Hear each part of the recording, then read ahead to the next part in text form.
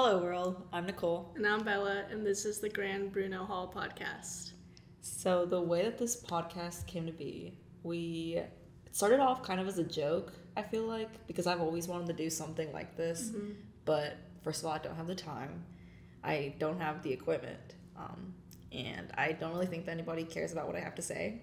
So, those three struggles were the main reason I did not want to do this podcast. But I was talking to another friend, and we discussed about how it'd be really fun to be able to do this during Jan term, specifically since we don't necessarily have like any plans during E-term, because I wasn't interested in any of the classes they were offering, but I still wanted to be on campus during Jan term. So I came to you during our comp sci class, and I was just like telling you, like ranting to you, like, I think this would be really cool, like I just don't know what to do. And then you said, like, oh, I want to do that too, like I want to do a podcast too. And so that's kind of how it started. Yeah. Right? And now we're here after 4 hours that day of working on a contract. Yes. It was due that day too. Due that day by 5 p.m. And now, after a couple denials, we're here because of Kristen Harper. Love you, Kristen. Happy Jan term. Happy Jan term. So the way that we met, we have a picture together. We do. From the Rowdy After Dark photo booth. And then I don't know how that started. I think we just happened to meet, or I think you might have known Elizabeth. Yes. And I already knew Elizabeth, and Elizabeth was like, oh, she's comp sci too. Yeah. And then we just kept crossing paths. Especially since we are both computer science majors, because we're not really involved in the same thing. No, I would say it was mainly in a computer science environment. And Elizabeth, a fellow computer science woman, we're sort of a trio. Mm-hmm. So yeah, that was really nice, especially having I didn't really know what the computer science environment would be like at BSC, so I was already kind of nervous. I was hoping that there were going to be women in my classes. I was really relieved when I found out that Dr. Wagner was the head of the department. That was the best thing ever to find out. But I was thankful that I had a couple of girls in my classes that I knew that I could be comfortable with. And even now, when I'm further into my computer science, I guess, career, I went to my first conference a couple months ago in November, and it was probably 100 kids or so, 120, college students from around the South coming together for a computer science conference. We were mostly just presenting our projects that we've been working on. And I remember I was with a couple of other BSc computer science majors, thank God. But we were all together looking through everyone's names and stalking everyone, trying to search them and see where they're from. And I remember, first of all, there was probably 10 people of color overall. There was me and another Hispanic person. And there was probably about 10 girls overall out of everyone. And I think that was the first moment I realized how underrepresented women are in computer science, because I'm thankful that at BSc, that's not the environment that we have. Exactly. I think that 40% of our class is our computer science classes are women, which makes it way easier to walk in and be comfortable. So that was kind of a culture shock, and I came back kind of feeling a little sad, I guess. But I'm thankful that for at least right now, that's the environment that I have is comforting enough. No, I feel that, because thinking about going into the workforce as a woman, there's already that idea that I'll be the minority. Yeah. So coming into BSc and having Elizabeth in my orientation group and already knowing a computer science woman. Yeah.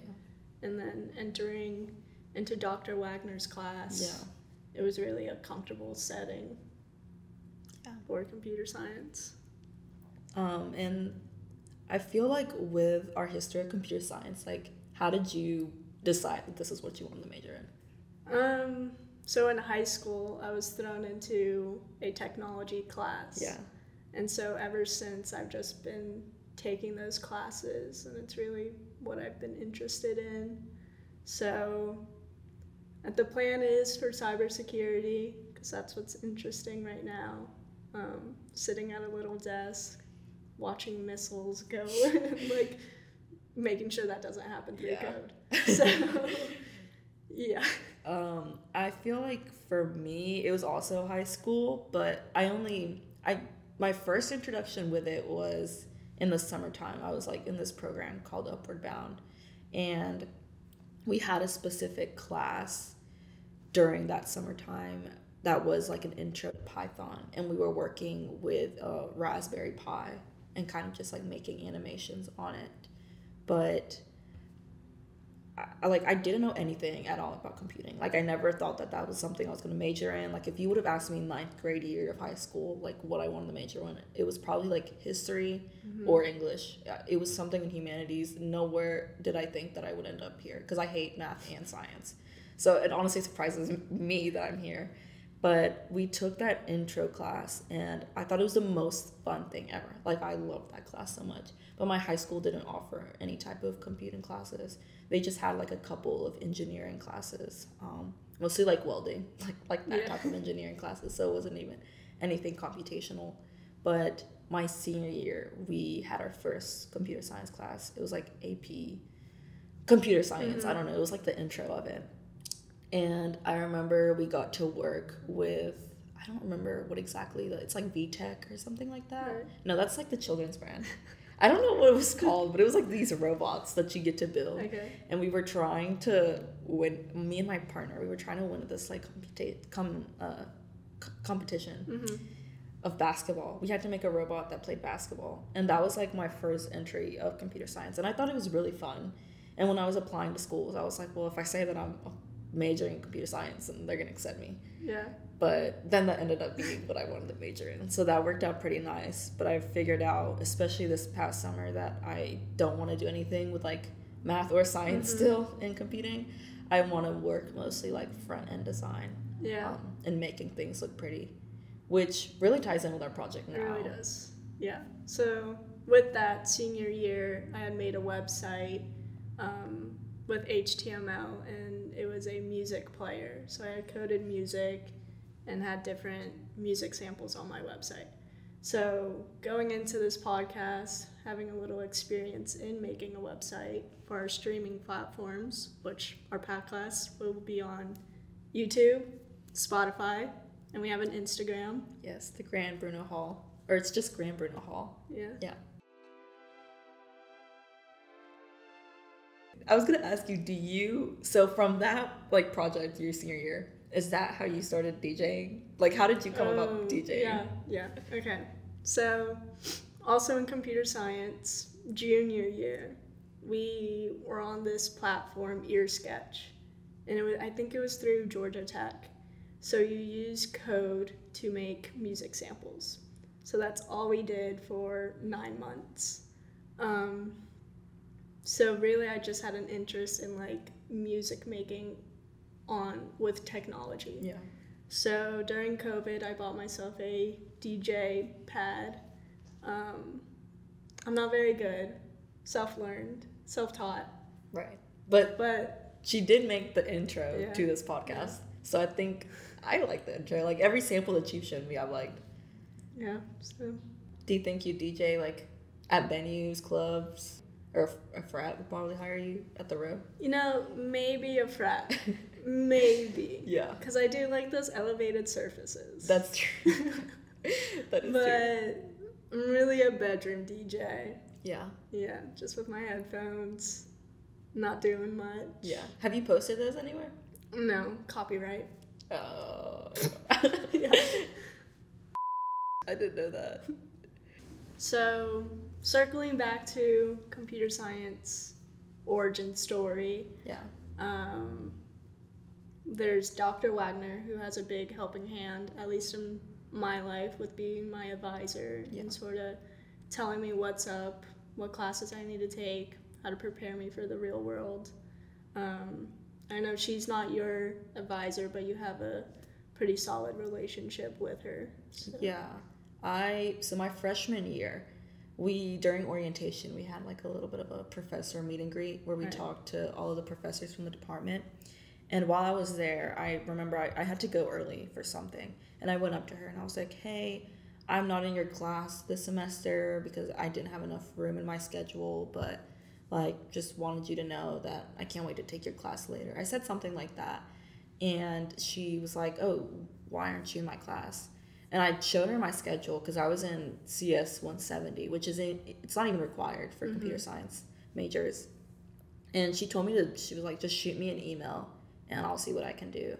So I ended up dropping CS 170, but I still didn't have room for her class, which is CS 180. I still didn't have room. I had another class that I needed to take. So I was kind of like an independent study student where I didn't go to class. Like, I just I never went to class. I probably went to class like 5 times the whole semester. And she would just send me the work, and I'd do the work off of Moodle. It was a Python introduction, thank God, because that was like the only language that I was semi-comfortable in. So I'm just able to do it like that, which helped a lot because I feel like if I wouldn't have taken that class, 180, I would have not enjoyed 170. Right. And I probably would have leaned towards maybe majoring in something else. So it was a big help having someone directly come out, especially because I was already nervous about computer science, and I'm a first generation college student, so I didn't really know how to talk to adults. So I was already nervous enough. I didn't even think that was a thing. Like, I didn't understand the concepts behind classes and independent study. So having an adult, especially an adult in a higher position, come up to you and be like, I want to help you, made it a lot easier to transition from like awkward high school student to awkward college student. Yeah, I agree that Dr. Wagner has sort of put in my head that I need to grow up in a way and mature. And with her help, she is helping us with this podcast. Yes. And giving us a path to go on. Yeah, especially because I think that she really prioritizes students' freedom. I feel like a lot of people, whenever they think about computer science, they might not think about like the freedom that there is within CS. And I think that she emphasizes that a lot, which makes it a lot easier because computer science isn't just like data and numbers. It can be a lot of different fun things too. Creativity. And yeah, I would say she's very much here for the students. Yeah. Other than just her job. Yeah, yeah. So we said that we didn't cross paths at all because we're not really involved in the same things on campus. But I know that you're involved in lacrosse, which wasn't even a sport that we had in my high school. So I feel like you were my first introduction to lacrosse, which I was able to go to your game, which is a lot of fun. Yeah. But how is that? So I have heard of that a lot, that not many people know what lacrosse is. It's sort of hard to explain. It's sort of like a hybrid of soccer, hockey, if you will. How many years have you been playing it? About 7-8 years now. So I really love it here. I've got like a loving community on the team. And it's really taught me to like time manage and get things done. Yeah. And like prioritize like school and sports and social life.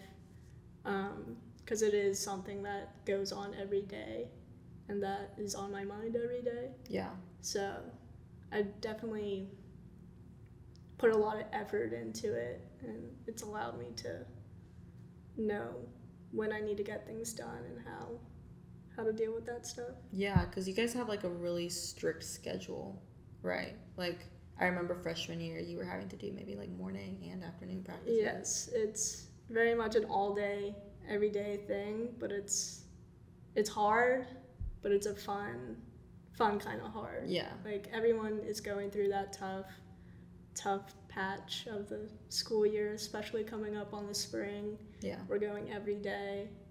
So it is very much a big part of my BSc experience. Yeah. Since most people they're not used to seeing lacrosse, how were you introduced to it? Okay. So my introduction to lacrosse, I would say it was really just like online I found it. I never really knew any friends that had played lacrosse because previous to that I like played softball and basketball growing up. And then at like my middle school orientation, there was these high schoolers handing out flyers for lacrosse. Mm-hmm. So that was sort of my sign of like, oh, I should try this out. So luckily my high school had a program. It's still like starting out. So a lot of my sophomore year, we had a big class of freshmen come in that were all new players. Yeah.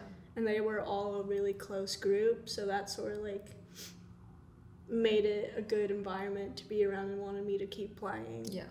And with that, like junior year, I decided to keep playing at a collegiate level. And yeah, now I'm here. Yeah, Panthers. Yeah, Panthers. What about you? What are you involved in? I feel like one of the biggest maybe stereotypes about BSC students is being involved in everything. And I think that I kind of took that and like ran with it. So my freshman year, I tried to get involved into like as many things as I could. And then second semester freshman year, I was like, I can't do that as a human. So I've been trying to like lean it back a little bit and kind of decide what I want to prioritize and what I want to put into my future outside of BSC. I think that one of the like biggest things that I'm a part of, and probably like my favorite thing, would be the cross culture committee, which I think is a lot of fun. I like being able to be on exec and also be able to talk to each committee about their events and their upcoming events and why they want to do it and why this is important to them. Because I feel like something like cross culture committee is important outside of BSC also. Yeah. It's not just something that benefits BSC community, it's something that will like benefit students in a larger perspective in the real world.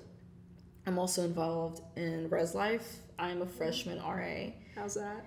It's been a lot of fun, honestly. I really do like it. I thankfully have a pretty good group of girls, I'd say.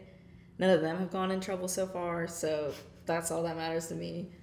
And I'm involved in Panhellenic, which has been pretty chill. I'm glad to say that I'm on Panhellenic Council, so you won't be seeing me during recruitment, or at least not in the houses. I'm the president of We the Neighbors. Yeah, you are. I forgot about that one. We the Neighbors is a community learning program. I've really enjoyed being part of that. I've been trying to do as many events as we could this year. It's been a little hard since our advisor has been like on a break for some family stuff that they had to attend to. What led you to want to join, like go through the recruitment process and join a sorority, and what led you to choose the one you chose?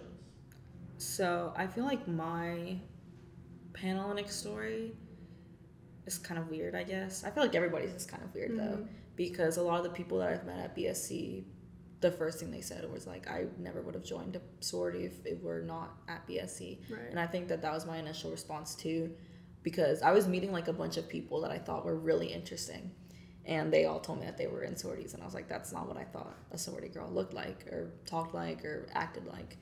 And I was talking to my freshman roommate, Monisa, and we both talked about how we did not want to be in a sorority, because it's a scary process to go through, especially like I feel like a lot of the people that were already in recruitment already knew what they were doing and what they were talking about and what house was doing and what this meant and like all of these definitions that I had no idea what they were talking about, because like I mentioned, since I am a first gen kid, I was already trying to figure out college as a whole, and deciding to go into recruitment kind of was just like that all over again, and already like messing up kind of what I had already started. But I was like, I talked to Monisa about it, and I told her that if I was going to be the first in my family to like first gen American, first gen high school student, if I was going to be a first gen college student, I might as well just be a first gen Panhellenic woman too. So we both decided to sign up for recruitment together. And I was already hesitant because I didn't know how sororities at BSC would react to Hispanic women. But thankfully, I found a house that I found was really loving. My first couple of days of recruitment were awful. My first day of recruitment, I walked out of the first house crying because I was like, I hate this so much. Because it's honestly a lot. Like, it's a lot behind the scenes. And I guess if you're already expecting it, maybe it's not that much, but I didn't know anything. Like, absolutely, I didn't pronounce the names of the houses right. Like, I didn't know which house was which until my row games were like, this is the name of the house that you're going into. So I went to my first house, literally crying, and I found, like, the other first-gen kid students, and I was like, I can't do this anymore. Like, I hate this so much. But I stayed in it, and I did the whole process. And by the end of the week, I kind of knew where I wanted to go. Like, Monisa and I both kind of talked about it without naming names. We were like, we want to go into this sorority, but we're not going to tell each other because we wanted to be like a secret so that our decisions wouldn't decipher where we went. And I think that was a really good decision to make. But I feel like when I wanted to go through recruitment, one of the most important things was the philanthropy for me. And I feel like Alpha Chi's philanthropy was the one that stuck out the most to me. But also the people that I met in there were like really interesting and amazing people that I felt like I was just having a normal conversation with. It didn't even feel like it was recruitment, which I think is one of the most important things to choose while going through recruitment. Yeah. But then this past year, I was able to serve as like the VP Diversity, Equity, Inclusion, which I think was also like something that really made me interested in Alpha Chi, because I had that on the executive team, but I was able to run as that as a freshman, which was really fun because it is something that I wanted to be part of, especially historically sororities are not inclusive. Like we all know that sororities have done some really awful things and continue to do some really awful things. So I was thankful that I was able to be in a position where I can prevent that and educate about topics broader or more important than just sororities, because I think that my position affects not just your path at BSC, but it's going to affect you like outside of BSC too. So I feel like that was why I wanted to join Greek Life, and I'm really happy I did so. Yeah. I'm glad that I'll be able to like help people out in the future who are first gen or who are reluctant about it, because I think that if it is a privilege, because it is, you know, money, time, and effort, but if it's something that you can commit to and that you can hold, then I think that it should be worth it. Yeah, agreed. Even though that I'm not in Greek Life, I've been to several of your events. And I've always had a good time. And like even with a small campus, I feel like I'm also sort of involved in sorority in a way. But I always have said if I were to join Greek Life, I would never go through formal recruitment. Yeah. So it's very much a tough experience, I feel like. Right. I think that a lot of people choose to go through recruitment because they might not know that like an informal recruitment is a thing. But personally, I said that if I didn't go through formal recruitment, I would have went through informal recruitment, because you get to make your own decisions. Right. Like honestly, like it's not even that they pick you, you kind of get to pick them, which is really nice. And those events are much more relaxed. Like they're just so different from formal recruitment, and it's so peaceful. Let's see. Talking about peaceful, you mentioned your roommate freshman year. Was that a peaceful, getting along environment? Yeah, so my roommate, like I already mentioned, Monisa Shintala, she's one of my bestest friends now. And it's funny how we met, I feel like, because I applied to housing like the last day that it was available, because I thought it was going to be a commuter at first. But I applied for housing, and I picked to be like a random roommate because I didn't know who I wanted to room with. I didn't really know like anyone going to BSC. So I met her at summer orientation because of the Bonner Leader program. Okay. I knew that she was a Bonner Leader, so I kind of approached her and I was like, hey, I think you're in this program, right? And so we just started talking, and we were in separate groups for summer orientation, but then we kept like crossing paths throughout the day. And like I feel like we automatically clicked. It was like a really easy friendship. And by the end of the day, she was like, do you want to be my roommate? And I was like, I'm already gonna have a random roommate, so sure. And thankfully, like, it worked out perfectly. I think that we're perfect for each other, like, for roommates, and it was just really easy. It was a really easy living situation. Yeah. And we're both RAs, so that made it really hard this year because I did really want to live with her. And I've already told her that if, like, I was not an RA, we would be living with one another. But I think that I could not room with anybody else. I feel like maybe living with someone else would be really hard. But I've told her millions of times that if we are outside of BSC one day and we need a roommate, that we will be each other's roommate. I think that freshman roommates are like either a win or a lose, though. Yeah. Yeah. What about you? Yeah. I think I also got lucky. Breezy. I also did like a random roommate, but someone who plays with sports, just so we have that schedule understanding. So she plays soccer, but we got along super well. Like, it really worked out for us. We're rooming together this year again. So yeah, like, we just get along. But So the third person part of this podcast is Mally Taylor. They are the reason that this is happening. So give it up for Mally Taylor. So Mally, what's your major? I'm a senior media and film major. Mm-hmm. How did you decide, like, wanting to major in something like that? Well, I came to BSC. I was looking at other schools because I wanted to do sound engineering, but like for music. And Birmingham Southern does not have that. So I didn't really ever consider it. But I came here for basketball first. I first signed for basketball. And then later they told me I could do track too. So I was like, I'm already stuck here. Yeah. So we might as well figure out the like, my own degree, like making that. And they told me I could do music and media and film. And that would basically be sound engineering for music. It wasn't. But they didn't put me in any music class. I think they put me in history of jazz and blues my freshman year. They were like, that's going to be your music credit. And I was like, that's not even like doing anything with music or editing, but okay. And I hated it.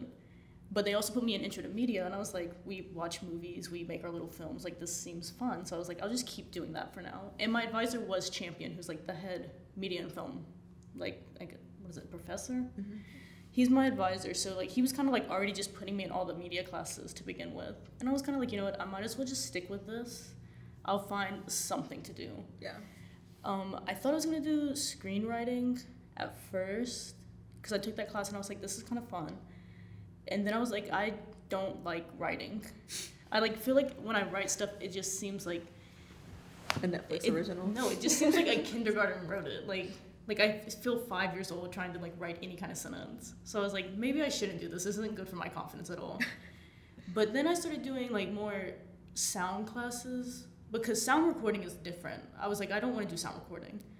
But when I did sound editing, I was like, I'm actually pretty good at this, because I don't like too much freedom in like creativity, because I feel like I'm going to be wanting to do what people want and not just do what I want. But like with sound editing, you just have to make things sound like they should. And I'm like, I can sit there, be a perfectionist, and know how things are supposed to sound and just worry about that. Yeah.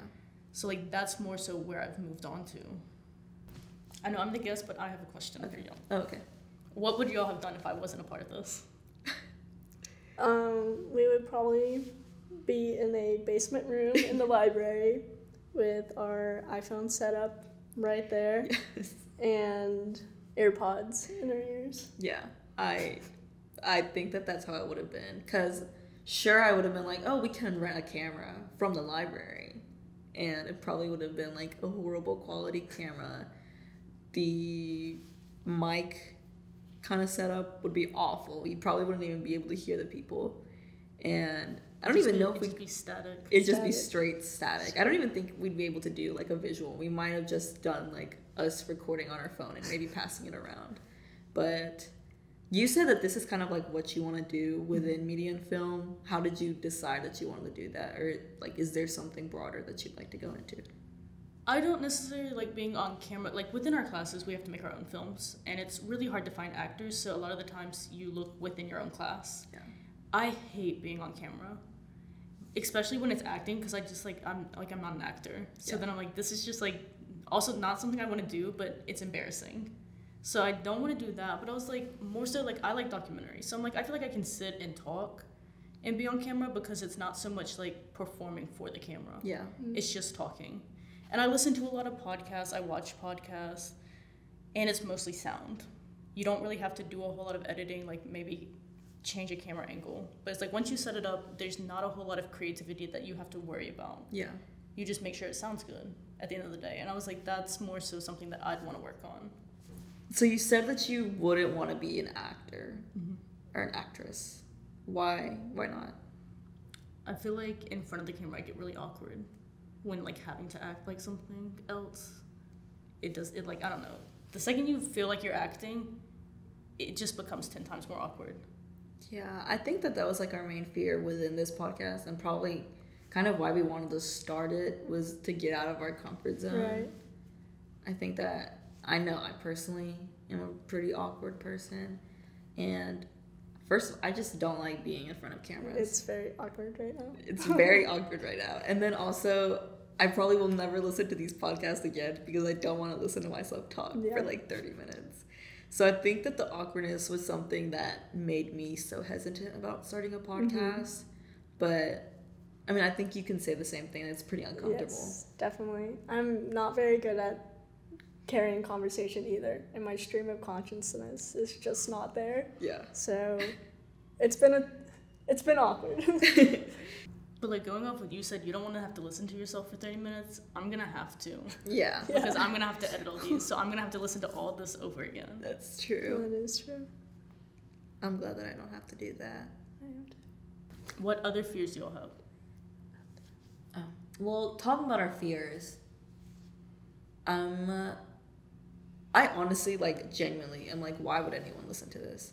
So I mostly just, like, I think we're making this for ourselves to say that we've made this and also get more experience. Because I feel like the people that we're bringing on are, like, really interesting people that we would, first of all, not have time to talk to for an hour. And also just, it's a lot easier to say, we're going to have a podcast. Do you want to be a part of it instead of, do you want to get coffee and talk for an hour? Right. Do y'all have any fears that you think would come about this podcast? All of this was a fear.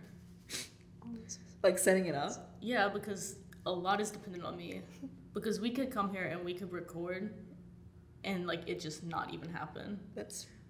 Because like a lot goes into it. We've got to like get everything to record and then get it on a computer and make sure that like nothing messes up. Yeah. And I just don't trust anything. Like I've had plenty of people where they're like, yeah, it just messed up and like it just deleted all our work, and I'm kind of like, you can't recreate a podcast. You can like recreate a scene. It's acting.